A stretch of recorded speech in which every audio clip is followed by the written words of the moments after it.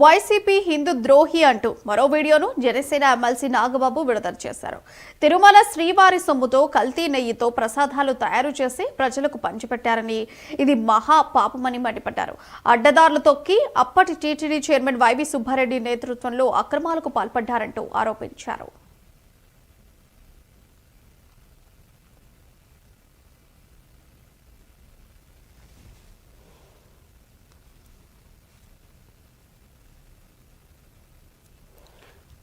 చుక్క పాలు కానీ బొట్టు వెన్న కానీ లేని ప్రమాదకరమైన కెమికల్స్తో ఫేక్ గీని 60 లక్షల కేజీలకు పైగా స్వామివారి డబ్బుతో కొని ప్రసాదం తయారు చేసి భక్తులకు పంచిపెట్టారు.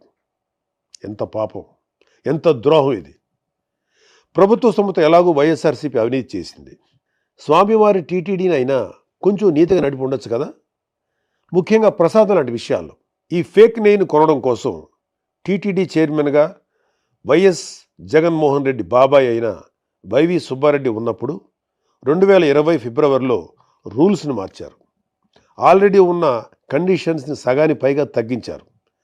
అనర్హులైన ఈ ఫేక్ గీ సప్లయర్ బ్యాచ్ని అర్హుల్ని చేయడం కోసం తొక్కాల్సిన అడ్డదారులన్నీ తొక్కారు. ఇలాంటి వెధవ ఫేక్ సప్లయర్స్కి వీళ్ళు పెట్టిన పేరు వర్చువల్ డైరీ. ఇవి దొంగ డైరీలు. బినామీ పేర్లతో రకరకాల రాష్ట్రాల్లో ఆపరేట్ చేస్తూ ఉంటాయి. ఒక దగ్గర ఒక పేరుతో బ్యాన్ అయితే ఇంకో పేరుతో కొత్త అవతారం ఎత్తుతారు. అచ్చంగా జగన్ కంపెనీలో పెట్టుబడులు పెట్టిన దొంగ సూట్ కేస్ కంపెనీల్లాగా. ఇవి పాలు వెన్న ప్రొక్యూర్ చేస్తామని అబద్ధాలు చెప్పి కమిషన్లు ఇచ్చి కాంట్రాక్ట్ సంపాదించి కెమికల్స్తో చేసిన ఫేక్ గీని సప్లై చేస్తాయి.